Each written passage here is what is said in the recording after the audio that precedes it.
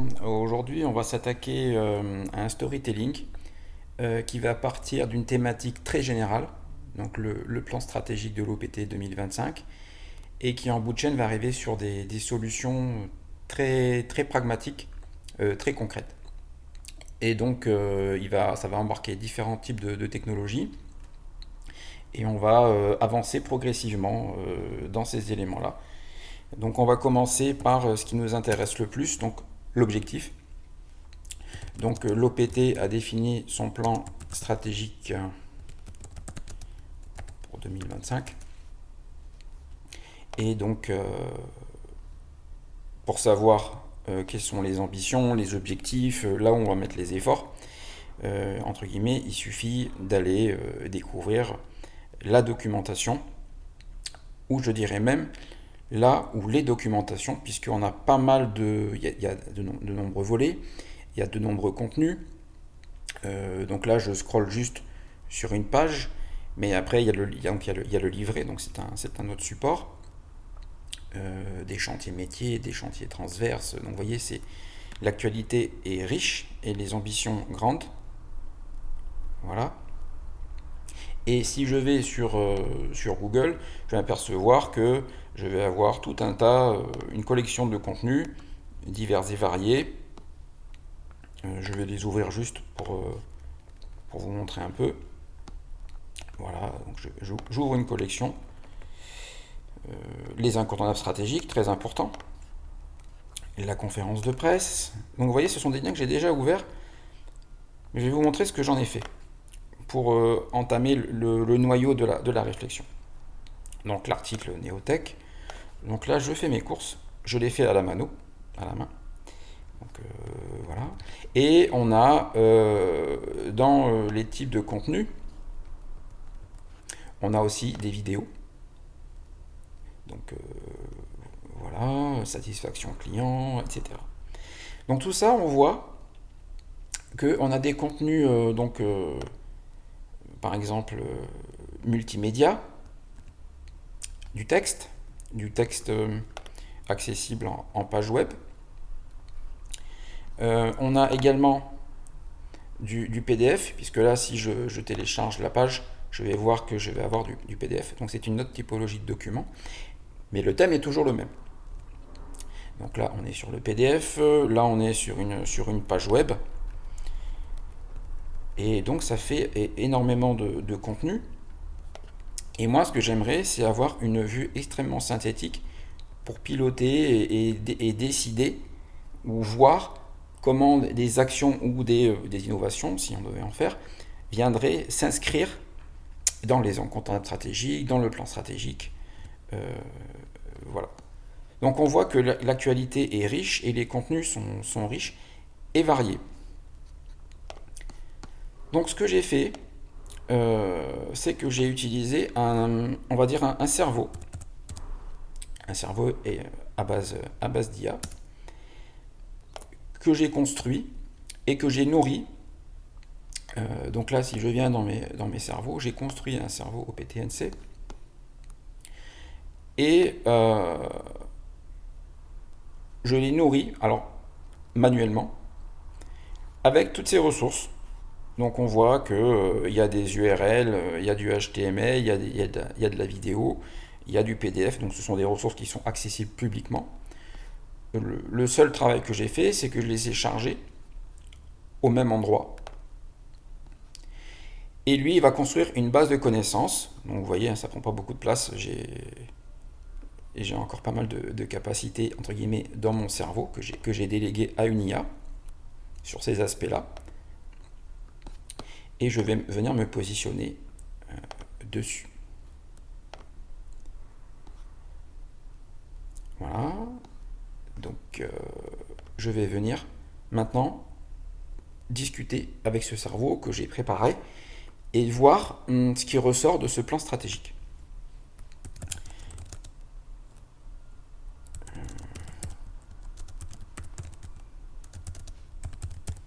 Donc là, je parle avec tout un contenu de connaissances qui est uniquement lié au plan stratégique 2025 suite à une base de documents que j'ai moi-même provisionnée et chargée dans cette intelligence artificielle.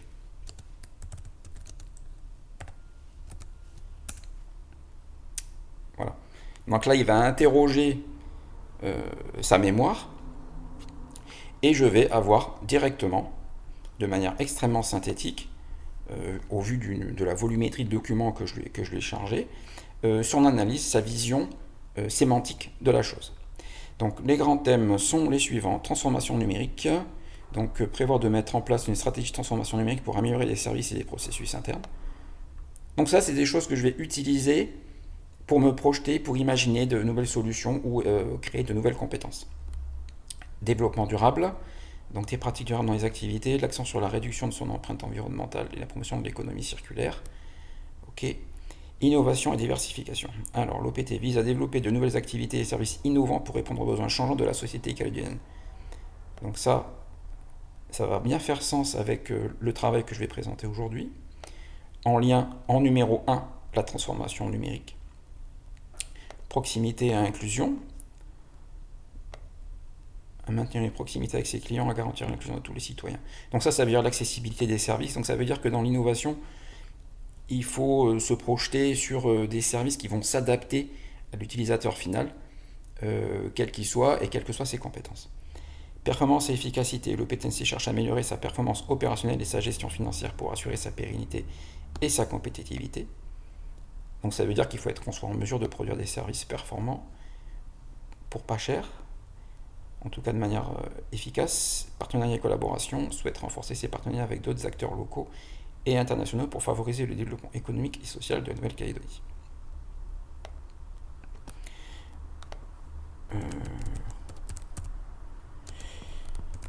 Je vais demander un top 3.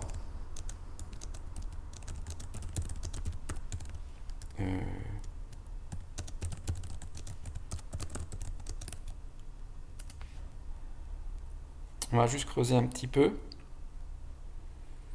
les 3 grandes ambitions. Se hisser parmi les meilleurs standards comparables de qualité de service et tarifaire de la zone, devenir une entreprise reconnue pour son modèle stratégique, son système de management et son engagement sociétal, développer un portefeuille sélectif d'activités créatrices de plus de services aux populations et de valeurs durables. Quelle est la place de l'innovation ?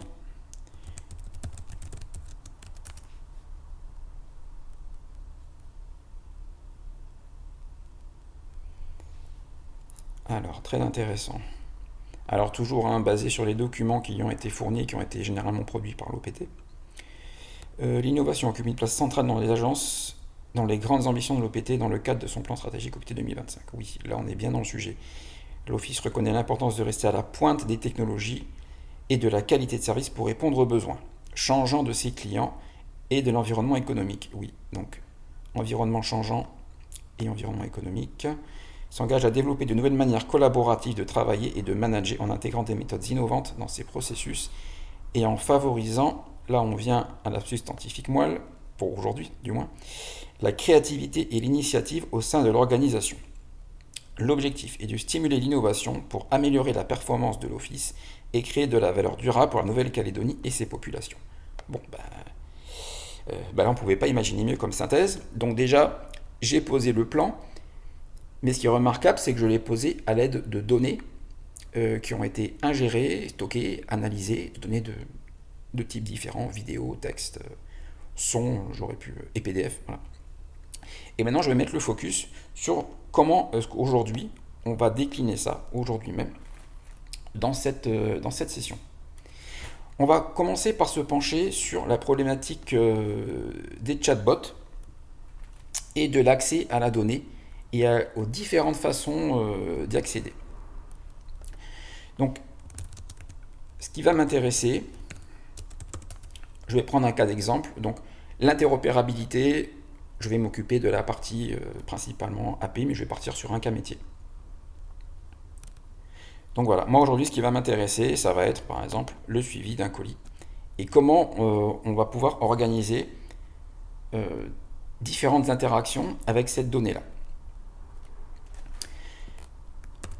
Donc, je vais aller sur l'OPT Nouvelle-Calédonie et je vais dérouler un certain nombre d'expériences en live et je vais montrer leurs différentes approches et en quoi on peut les comparer et comment on peut les faire évoluer. Donc aujourd'hui, on a KaguBot, qui est un bot en ligne, et donc on peut lui parler et on va avoir des réponses. Voilà, je suis Kagou, l'assistant automatique de l'OPTNC, quelle est votre question aujourd'hui? Donc je vais lui poser ma question. Ce qui m'intéresse,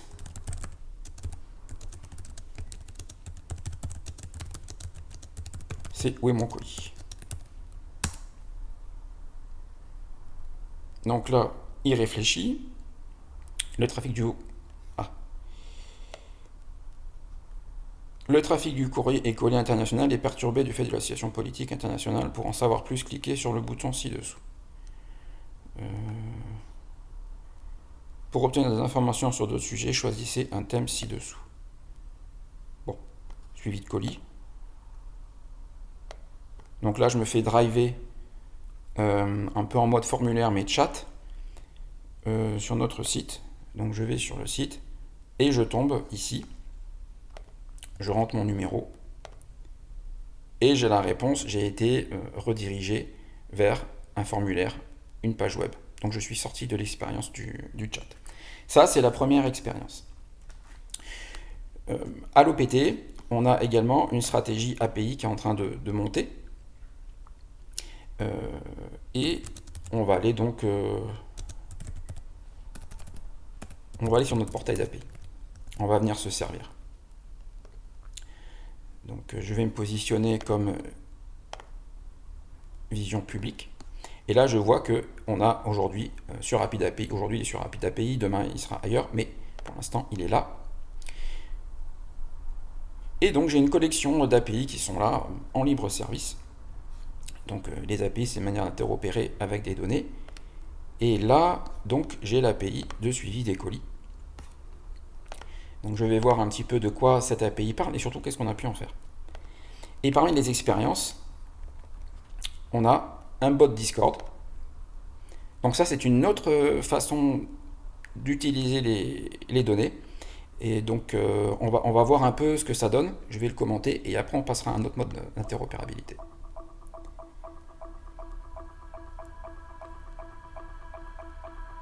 Donc là on va sur une équipe.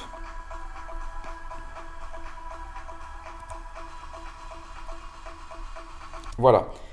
Donc là, c'est un autre mode d'interopérabilité. On discute avec un chatbot, mais quelque part, il faut lui parler et lui donner des instructions très claires, très fermes, on va dire.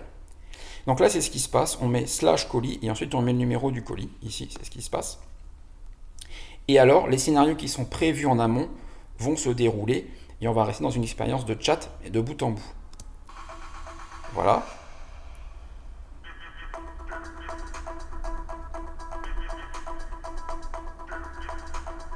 Donc là, le robot démarre l'API et on va avoir la réponse toujours au sein de la même expérience.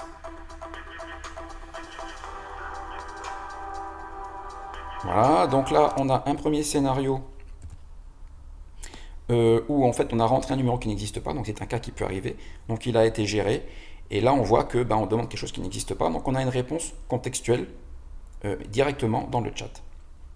Donc ensuite on poursuit l'expérience et là on lui donne un autre numéro et là on voit que cette fois-ci le colis existe et donc on va être en mesure, en consommant l'API, qui est la partie technique, d'avoir les informations métiers directement dans le chat.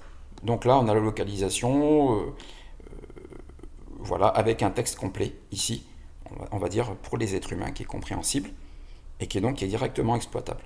Donc là, par exemple, l'intérêt, c'est que le chatbot Discord, il est disponible sur plein de plateformes, sur les téléphones, sur les consoles de jeux, sur les PC, sur les tablettes, de partout. Donc ça, c'est un mode d'interopérabilité avec les données. Et tout cela est possible grâce au fait qu'on a une API publique avec plein de possibilités derrière l'interopérabilité. Dont l'application mobile, évidemment, qui est une façon d'interopérer avec ces données-là. Nous, ce qui va nous intéresser aujourd'hui, c'est qu'on va se brancher sur de l'intelligence artificielle et qu'on va passer l'expérience utilisateur au prisme de l'intelligence artificielle. Et pour ça, on va utiliser un concept qui s'appelle les Large Language Models. Donc, on va faire un petit rappel. On va demander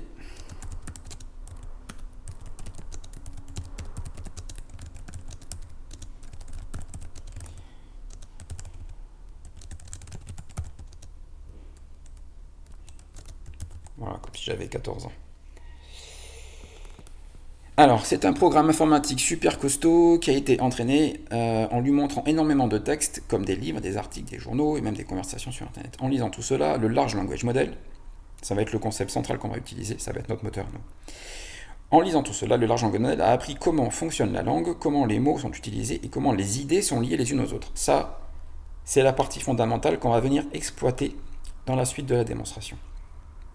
Maintenant, quand tu poses une question à un Large Language Model, j'utilise tout ce qu'il a appris pour essayer de te donner une réponse pertinente et il essaie de deviner ce que tu veux savoir en se basant sur les informations qu'il a trouvées dans les textes qu'il a lus. Voilà, c'est un peu comme si ton ami intelligent utilisait son cerveau pour te répondre, sauf que le Large Language utilise les ordinateurs. C'est vraiment impressionnant parce que le Large Language Model peut répondre à toutes sortes de questions, aider à écrire des articles, des histoires ou même des codes informatiques.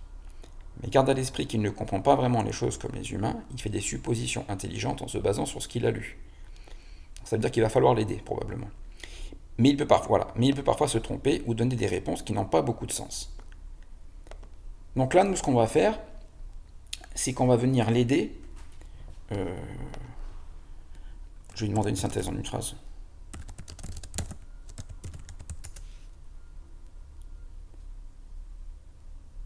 Voilà. Un Large Language Model est un programme informatique très intelligent qui a été entraîné en lisant beaucoup de textes et qui peut répondre à toutes sortes de questions et générer du texte en utilisant ce qu'il a appris. Voilà. Donc on va utiliser ça et on va l'aider, on va préparer le travail, on va préparer des outils pour ce Large Language Model. Donc on va construire des outils sur étagère pour une intelligence artificielle pour qu'elle vienne faire des choses très précises qui nous tiennent à cœur et limiter, on va dire, sa créativité. Donc c'est ce qu'on va faire. Donc le seul prérequis, donc là on va partir sur un petit notebook que j'ai préparé à cet effet. Le voilà. Et voilà. Donc c'est parti. On va créer ce qu'on appelle un agent.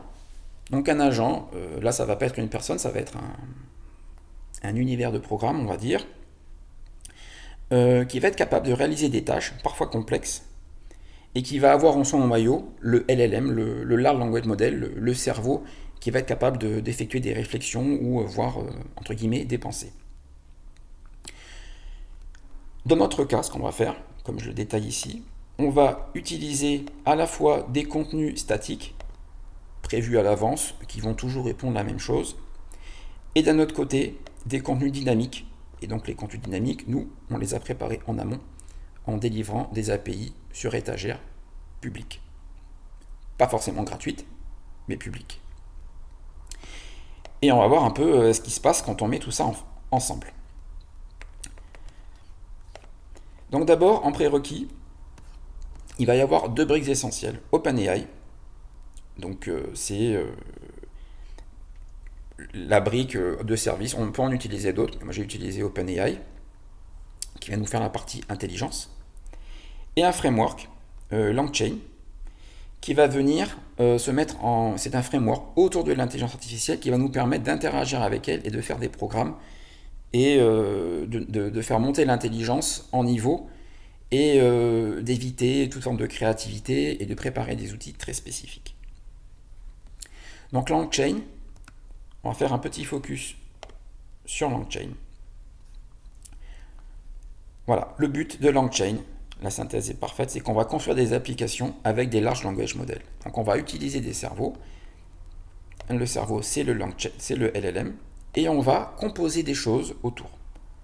Donc en fait, c'est un univers qui est super riche. Nous, ce qui nous intéresse aujourd'hui, ça va être de créer un agent et qui va avoir un certain nombre de missions et de compétences Mais il faut savoir que LangChain permet d'interopérer avec énormément de données, de toutes sortes. Et que par exemple, si on devait faire un zoom, les chargeurs de documents, on peut charger du CSV, des JSON, du Markdown, du PDF, c'est un peu ce que je vous ai montré tout à l'heure. Et on peut également interagir avec plein de services. Donc, si on va dans les intégrations, ils sont classés par type. Et là, on voit quelque chose d'assez intéressant, c'est qu'on a des outils. Et là, dans les outils, en fait, on va avoir une collection de choses qui sont sur étagère et sur lesquelles on va venir piocher, faire ses courses pour augmenter les capacités de l'intelligence artificielle. Donc là, par exemple, pour ceux qu'on connaît, les plus connus, Bing. Donc ça veut dire qu'on va dire à l'intelligence artificielle, va chercher sur Bing s'il y a quelque chose et sors-moi des nouvelles informations, par exemple.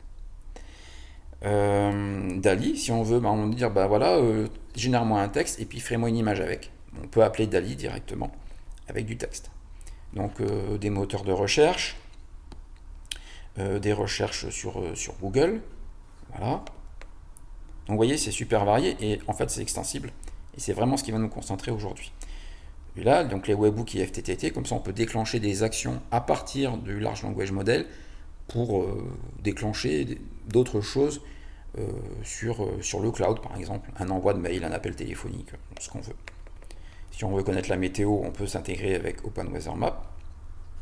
Donc vous voyez, c'est super riche. Twilio, je vous le disais tout à l'heure, si on veut téléphoner, par exemple. Eh bien, on branche, on lui dit de faire quelque chose, et il va venir se servir sur l'étagère, avec la spécificité qu'on lui aura donné un mode d'emploi, parce qu'il faut vraiment l'aider. Et Zapier. Donc Zapier, c'est un peu comme IFTTT, où on a une collection de plein d'actions sur étagère, et on va expliquer à l'intelligence artificielle comment venir utiliser les outils. Donc ça, c'est extensible, et c'est ce sur quoi on va se concentrer aujourd'hui.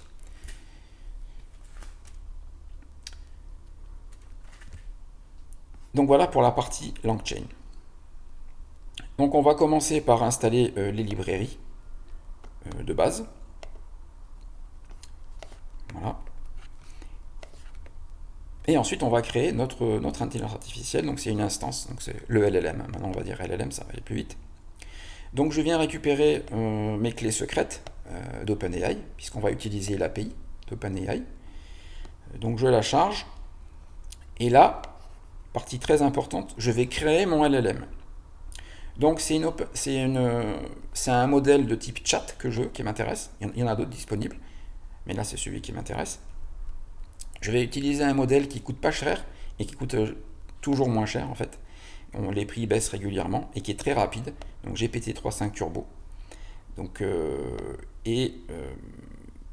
le fait est que j'ai pas un gros contexte, j'ai pas énormément d'informations à lui faire connaître en même temps pour qu'il me réponde, et donc je peux l'utiliser le mode par défaut. Il y en a qui sont beaucoup plus gourmands, et celui-là il est vraiment pas cher, très efficace, il marche super bien.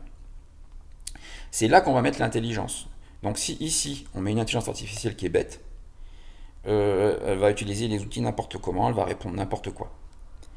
Ensuite, on va mettre la température. Donc là, je suis dans un cadre où je veux vraiment brider mon intelligence artificielle. Je veux qu'il n'y ait aucune créativité. Je veux qu'elle fasse uniquement ce que je dis, sans aucune marge de création ni d'improvisation. Et donc, je mets une température de 0.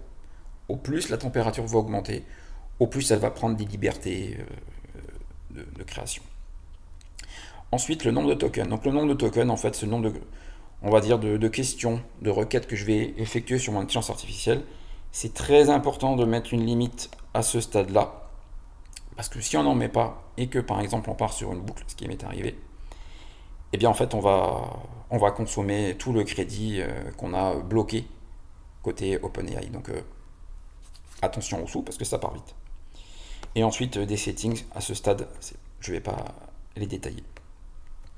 Donc maintenant on a construit notre noyau d'intelligence artificielle, on va pouvoir l'utiliser et lui apprendre à faire des choses, parce que ce qui nous intéresse. Donc là, vous voyez bien que le travail du développeur, ça va être de préparer le travail, de pré-mâcher le travail pour que l'intelligence artificielle puisse travailler efficacement et facilement. Donc on va avoir deux sujets. et on va tester les deux approches. L'extraction de données. Donc comme vous avez vu, moi souvent quand on pose des questions à un être humain ou à un chat, on fait des phrases, et puis entre deux personnes, les phrases sont jamais les mêmes et pas forcément dans la même langue. Donc la première approche, ça va être d'extraire une donnée très spécifique d'un texte, sachant que les textes peuvent être vraiment extrêmement variés. Mais moi, ce que je veux, c'est uniquement une information. Elle peut être nulle, elle peut ne pas exister. Dans ce cas-là, je préfère ne pas avoir de réponse qu'avoir n'importe quoi comme réponse. Donc ça, c'est la première chose. La deuxième approche va être d'utiliser de l'intelligence artificielle, de lui préparer des outils, de préparer des modes d'emploi, de les mettre sur une étagère, et ensuite de poser des questions à l'intelligence artificielle et de la laisser choisir le bon outil, comment l'appeler et nous faire la réponse. Donc ce sont deux approches différentes, complémentaires selon les contextes. La première approche, donc, on va extraire une information, donc là c'est un numéro de colis, d'un texte brut. Donc pour cela, on va s'appuyer sur une librairie qui s'appelle Core et qui nécessite une intelligence artificielle en fait. On va voir exactement ce que ça fait. Donc en fait, ça prend en entrée une connexion d'intelligence artificielle et ensuite un schéma dans lequel on va décrire une nature de données, une structure, et on va en ressortir de la donnée en dur, vraiment complètement structurée, sur laquelle on va pouvoir appliquer des règles métiers, ou appeler des programmes qui, eux, ne sont pas de l'intelligence artificielle, et qui vont avoir besoin d'une donnée vraiment figée et très précise. Voilà. Donc, c'est ce qu'on va faire. Et après, on a plein d'autres façons de faire, de valider la donnée, puisque c'est important, là, ça va être la qualité de données. Donc avec cette brique-là, il faut bien comprendre qu'en entrée, on a du texte mou, vraiment du tout venant, on va dire, et qu'en sortie, on a un contenu strict, avec une structure qui peut même donner lieu à des validations de données et interagir avec des programmes ou des API qui sont complètement normales, sans intelligence artificielle, j'entends. Donc ce qu'on va faire, on va expliquer. Donc vous voyez encore, hein, là il faut aider l'intelligence artificielle, on va expliquer ce qu'on veut au large language model. On va mapper sur un objet, donc là l'objet, ça va être assez simple, ça va être un numéro de colis. Et pour l'aider, on va aussi lui montrer des exemples. Des exemples de la vraie vie pour bien la mettre dans un contexte où elle va savoir reconnaître un peu le genre de choses qui vont arriver par la suite, qui lui n'est pas maîtrisable. Donc voilà, on prépare le schéma. Donc vous voyez, c'est une version très simple. Donc je lui donne un ID. Chaque schéma a un ID, parce qu'on peut avoir plusieurs schémas dans un agent. Et on lui donne une description, donc l'ID d'un package qui va être délivré par la poste. Et ensuite, on lui donne des exemples, avec la réponse qu'on aurait attendue. Donc là, par exemple, je lui parlais en anglais. Oui, mon package numéro tant. Et je lui dis, la réponse que j'attends, c'est ça. Est-ce que tu as bien compris? Ensuite, je passe à un autre. Bon, ben un autre, par exemple, je vais le faire en français. Oui, mon colis, etc. Et je lui dis, ce que j'attends, c'est ça. Donc, comprends bien ce que je veux. Ensuite, après, je fais des variantes. On peut en mettre beaucoup, hein. Donc, dites-moi où est mon colis, etc. Et comme attribut, qu'est-ce que je vais ressortir? Donc, le colis ID est toujours expliqué à l'intelligence artificielle. Donc là, on ne parle pas de documentation pour les développeurs, on parle de documentation pour l'intelligence artificielle. Le numéro d'identification d'un colis postal. Là, j'ai un seul champ en sortie, mais on peut très bien avoir plusieurs attributs en sortie. Là, je veux juste un numéro de colis. Là, on a notre schéma, et maintenant, on va pouvoir l'utiliser. Donc ça passe par un concept. Donc là, on revient sur LangChain.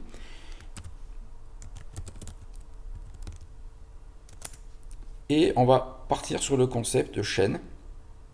On va faire très light.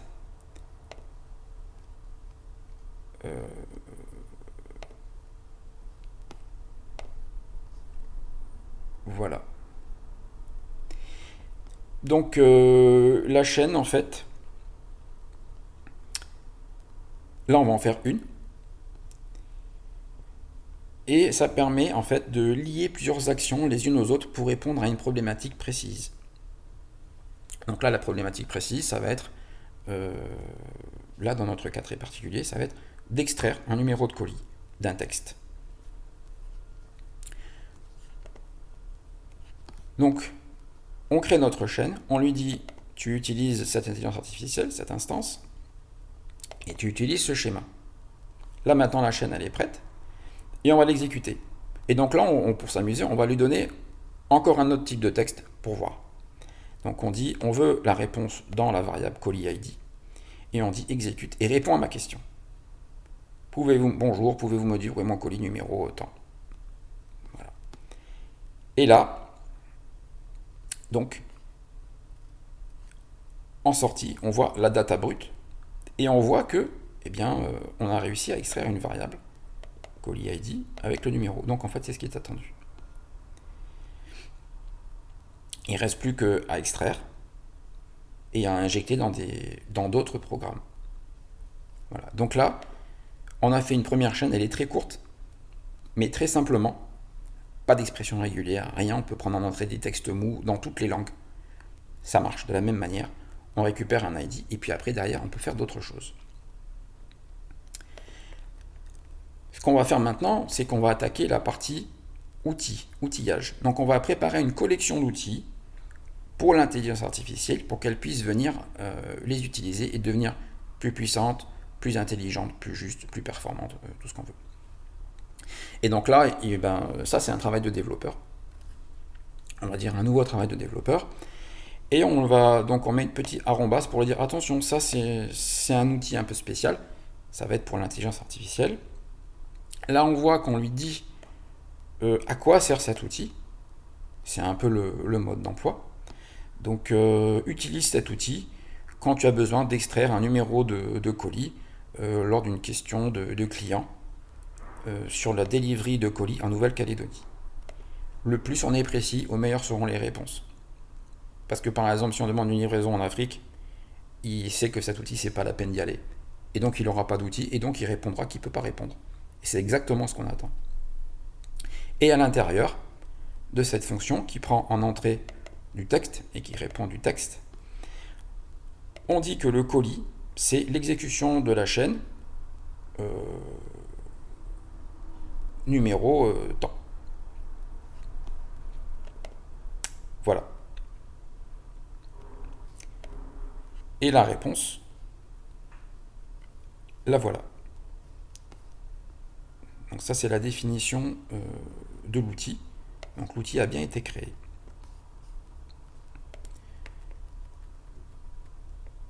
Ensuite, comme on peut voir parfois dans les chatbots, il y a aussi des textes statiques qui sont préparés à l'avance, qui ne vont pas beaucoup changer, mais qui sont utiles pour communiquer des informations ou pour rediriger, entre guillemets, en dur vers certains services.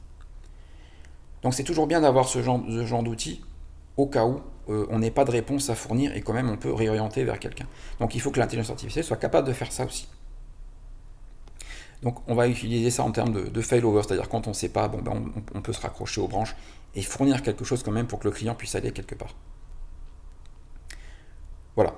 Donc, comme précédemment, on dit que c'est un outil et on crée une fonction qui prend en entrée du texte, qui renvoie du texte et on lui dit à quoi sert cette fonction. Donc c'est à utiliser lorsqu'on a besoin de réponses sur comment suivre la livraison d'un colis en Nouvelle-Calédonie. Donc là pareil, je rappelle le contexte, on est en Nouvelle-Calédonie. Ou lorsqu'on ne trouve pas d'outil adapté. Voilà. Et donc là, si jamais l'intelligence artificielle trouve que on est dans ce cas-là, elle va répondre de manière statique. Allez sur le site web mon espace OPT à l'adresse mon espace. Voilà. Et j'affiche mon outil. Donc là, on a un outil et le mode d'emploi. Ça s'appelle OPT Use mon espace. Maintenant, on va créer un autre outil qui va consister à vraiment faire le boulot et qui va venir se connecter à notre API. L'API de suivi des colis. Donc, je vais charger ma clé d'API et je vais appeler l'API. Donc, tout le code est là, il n'y a pas de choses supplémentaires à voir autour. Donc, on voit, c'est tout petit. Donc on définit que c'est un outil, on lui donne le nom, et en entrée, donc on va prendre un numéro de package, donc c'est une chaîne en entrée et une chaîne en sortie. Et on lui dit à quoi sert cette fonction. À utiliser lorsque l'on dispose d'un numéro de colis, donc ça c'est la condition d'entrée. Donc comme c'est une intelligence artificielle, elle va comprendre un numéro de colis, un contexte, elle va s'adapter au contexte entrant, et que l'on veut savoir où il est. Donc ça c'est l'objectif. Donc on a le contexte, en entrée on a un numéro de colis, il y a quelqu'un qui veut un numéro de colis, qui nous parle japonais, français ou anglais, il veut un numéro de colis, et il y a le numéro de colis dans le texte, donc ça c'est le boulot de l'intelligence artificielle, et on veut savoir où il est. Donc ça correspond à pas mal de critères, vous voyez c'est un peu bizarre, on décrit, et ensuite on passe à comment aller récupérer l'information en direct. Donc là on va sur l'API, on prend en entrée le package ID, donc le numéro de colis, son dernier état, on s'authentifie, on prend la réponse, et là après, une fois qu'on a la réponse de l'API, on a plein d'informations, le pays, le code ISO, la date de l'état actuel, du dernier état en connaissance, la localisation, le pays, l'heure exacte, le type d'événement. Et nous, on va faire une réponse assez simple, mais on pourrait l'enrichir ou être plus créatif. Mais on va répondre, voilà, le colis, numéro du colis, étant nom du pays, et puis son état. Voilà. Donc là, on a préparé un outil. L'intelligence artificielle n'a plus qu'à venir sur l'étagère et dire tiens, j'ai un numéro de colis, je viens me servir là quand je suis en Nouvelle-Calédonie. Voilà. On a tout sur étagère, on a une intelligence artificielle, on a les documentations des outils, et maintenant, on va dire à l'intelligence artificielle de faire son boulot. Donc, on va créer une collection d'outils. Donc là, c'est l'étagère. Ce que vous voyez ici, c'est une étagère d'outils pour intelligence artificielle. Et vous voyez qu'on a créé nos propres outils OPT. Donc, premier outil, le message où si on ne sait pas trop ce que veut le client final, allez sur mon espace, suivez des instructions, voilà. L'autre fonction qui va utiliser une fonction qui est dédiée en dur, on va dire, à l'extraction d'un numéro de colis d'un texte, mais qui ne fait que ça. Pour rappel, c'est la première fonction qu'on a créée. Voilà, c'est ici, avec core. Donc là, c'est assez brutal. On a un texte, on se demande si on a un numéro de colis dedans. S'il y en a un, on extrait le numéro de colis et on rend le numéro de colis, point barre. Ça, c'est le deuxième outil.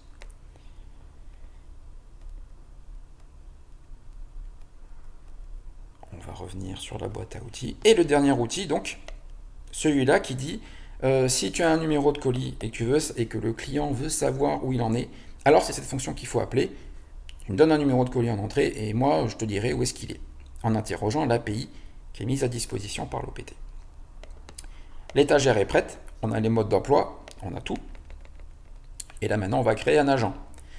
Donc l'agent, c'est un agent virtuel, c'est une IA mais qui va être dédié à un certain nombre de tâches, de missions, mais qui ont été développées, préparées, cadrées et packagées. Donc on va initialiser un agent qui est dédié au chat, en l'occurrence. On lui donne l'étagère d'outils, on lui dit voilà, c'est ces outils-là. Si j'avais voulu, par exemple, activer des recherches Google ou générer des images, j'aurais mis virgule, action Google, virgule, si je voulais envoyer des SMS, virgule, send SMS, etc., etc. Le type d'agent, donc moi ce que je vais vouloir, ça va être une interface chat, comme vous allez voir. Verbose. Alors verbose, en fait, c'est pour montrer comment réfléchit l'intelligence artificielle et entre guillemets comment elle pense. Donc ça, on va le voir après. Et là, très important aussi, je lui dis à l'agent, je vais lui décrire sa mission, ce que j'attends de lui. Et je vais lui dire qui il est. Donc après, ça c'est une version vraiment minimaliste, mais je peux enrichir avec des contraintes pour éviter qu'il y ait des déviations. Donc voilà, tu es un assistant guichet à la poste en Nouvelle-Calédonie. Donc là, j'ai localisé le lieu et la mission, par exemple, qui fait du support au téléphone. Donc déjà, ça met un peu en condition par rapport à du chat. Ta mission est de donner une expérience utilisateur de premier ordre aux Calédoniens sur l'ensemble des services digitaux de l'OPT Nouvelle-Calédonie. Réponds toujours en français et sois toujours d'une courtoisie exemplaire. J'aurais pu dire, si on te pose une question qui n'a rien à voir avec l'OPT, réponds que ça n'est pas le lieu, etc., etc. Donc ça, après, c'est du prompt engineering. C'est pas le but de le creuser davantage ici, mais c'est à prendre en considération. Et ensuite, je vais commencer à jouer avec mon agent. Donc là, c'est une interface de chat comme ça, mais ça peut être mis dans une box interactive style Messenger. On met ça derrière et ça va marcher. Donc je lui dis, agent, exécute. Et là, je lui pose ma question.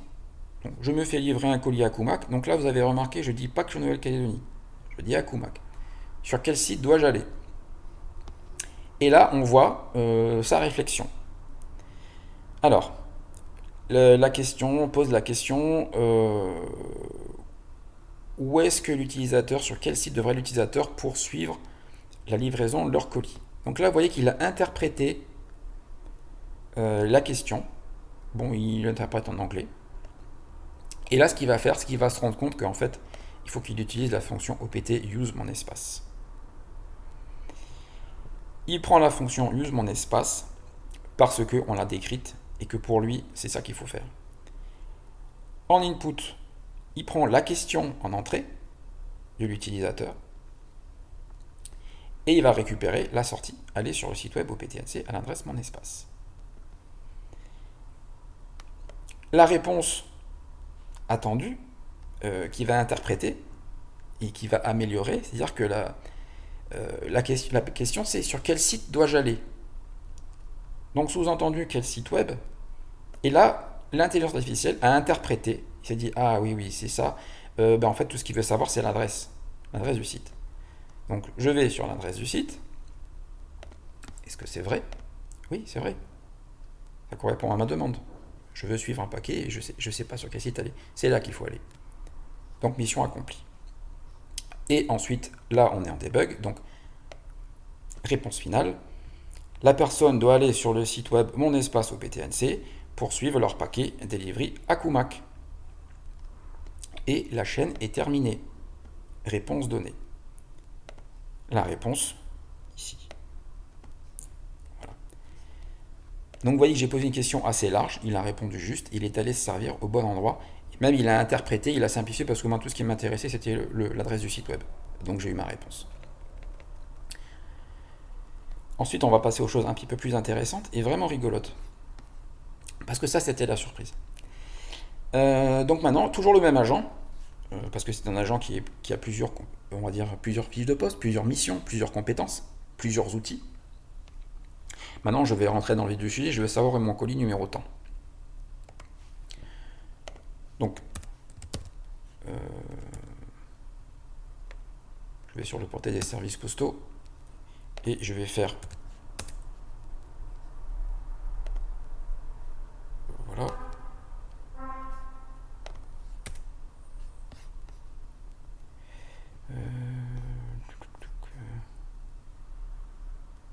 Ah, bon, celui-là, il a été archivé. À l'époque, il n'était pas archivé, celui-là. Donc, quand il n'était pas archivé, donc pareil, on entre dans l'exécution de la chaîne. Donc, l'agent prend en considération la question qu'on pose en entrée. Et c'est là que c'est très rigolo. Donc, on interprète la question. Donc, ça, c'est une intelligence artificielle qui déroule son raisonnement. Parce que pour débugger, pour trouver des problèmes, il faut comprendre comment réfléchit l'intelligence artificielle. Parce qu'il faut qu'on l'aide. Donc la question est de savoir où est un colis spécifique. Et il se dit, je devrais utiliser getColisStatus pour avoir la réponse. GetColisStatus, c'est la fonction qui utilise l'API en direct. Donc c'est ce qu'il va faire. Il utilise la fonction. En entrée, il a vraiment compris le mode d'emploi. Il prend le numéro de colis qui a été fourni en entrée et il appelle la fonction et il a sa réponse depuis l'API. Le colis est en Nouvelle-Calédonie, votre courrier a été livré. La réflexion interne de l'intelligence artificielle, donc là on rebascule en anglais, vous voyez bien que le langage n'a plus aucune, la langue n'a plus aucune importance. On est vraiment sur de la sémantique et non plus sur le langage. Donc on veut réponse en japonais, on a la réponse en japonais, c'est pas un problème, c'est pas un développement lourd. Donc le package avec l'habitant est en Nouvelle-Calédonie et a été livré. Donc là, vous voyez qu'il y a une interprétation entre l'information qu'on a donnée et l'intelligence artificielle pour répondre au plus près à la demande. Et final answer, le paquet a été livré en Nouvelle-Calédonie. Fin. Alors là, la surprise qui a eu lieu, c'est que en fait, l'intelligence artificielle a été plus intelligente que ce que je pensais. J'avais préparé en mode, on va dire, traditionnel. Ça, c'est vraiment amusant. En fait, deux fonctions. La fonction qui prend un texte en entrée et qui sort le numéro de colis. Et après, j'avais préparé une fonction qui prend en entrée un numéro de colis et qui nous dit son état. Ça, c'était un raisonnement traditionnel. Mais là, ce qu'on voit, c'est que l'intelligence artificielle a tout de suite compris, donc GPT 3.5, OpenAI, a tout de suite compris qu'en fait, la question, ça parlait d'un colis. Et il a été capable d'extraire le numéro de colis directement.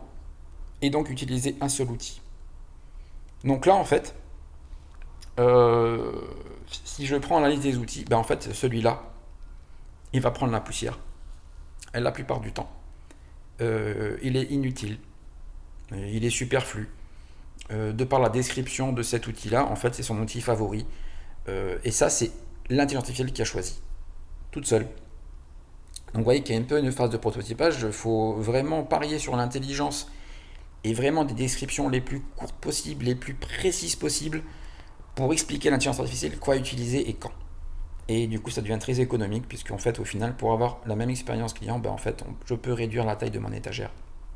Et réduire la taille de l'étagère, c'est très important pour les intelligences artificielles, parce que ça va d'autant réduire la mémoire nécessaire pour comprendre une problématique dans sa globalité. Donc elle va répondre plus vite et généralement avec plus de précision, puisque plus on lui demande de choses, ben, c'est un peu comme les êtres humains, plus on lui demande de choses, plus l'étagère va être grande, plus potentiellement il va y avoir de la confusion, des erreurs ou des surcoûts. Parce que là, il faut savoir que quand on pose une question avec l'étagère, c'est de la mémoire et donc c'est de l'argent.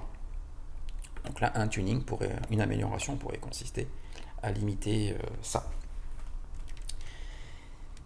Donc voilà, ça clôt la démo. Donc là, mine de rien, on a fait un modèle de chat avec en entrée un texte mou et on a OpenAI qui nous a répondu en utilisant les API. Donc ben voilà, ça clôt la démonstration. C'est vraiment une toute première approche. Le but, c'est de développer les meilleurs outils possibles pour déléguer toute cette articulation d'outils et de tâches à de l'intelligence artificielle. Si je vais regarder donc les API utilisées,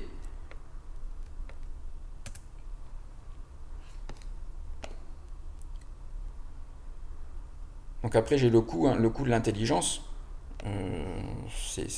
C'est pas gratuit, mais on peut le monitorer.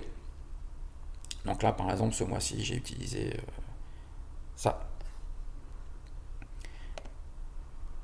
Et aujourd'hui, donc en fait, c'était hier que je l'ai fait tourner, mais voilà, avec le décalage.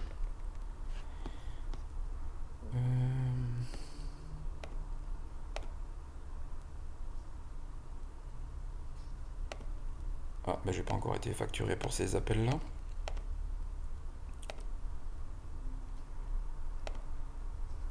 Voilà. Donc là, j'ai mis 6 requêtes. Et donc, on voit ici mes appels GPT 3.5 Turbo avec quelques paramètres derrière et le nombre de requêtes qui ont été passées pour répondre à la question entrante. J'ai le nombre de prompts et le nombre de tokens. Je vous avais dit, sachant que moi j'ai mis une limite de nombre de tokens par question pour éviter les fuites, et surtout les fuites d'argent.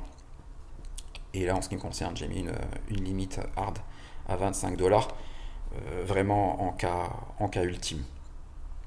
Donc voilà l'API que j'ai utilisée. Ça, c'est pour l'intelligence artificielle. Et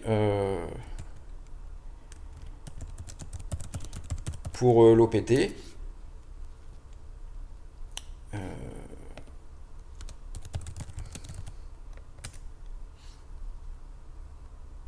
voilà, c'est celle-ci. Voilà, donc en articulant ces deux API, bien, j'ai pu construire une expérience de chat intelligent et qui fait exactement ce que je veux, mais de manière autonome et de la façon dont que je veux. Voilà, donc ça clôt la démo du jour. J'en aurai probablement d'autres autour de cet outil. Et comme vous voyez, c'est pas forcément beaucoup de code, beaucoup de complexité. En revanche, en prérequis, il y a la mise à disposition d'API. Sans ça, on ne peut pas aller très loin. Et le design d'outils pour l'intelligence artificielle. Donc de plus en plus, si vraiment on veut accélérer, je vais revenir sur mon chat avec le plan stratégique. Donc la boucle est bouclée. Donc là, je reviens et je discute avec la stratégie du plan stratégique 2025 OPT Nouvelle-Calédonie. Et puis je vais jouer un peu avec lui.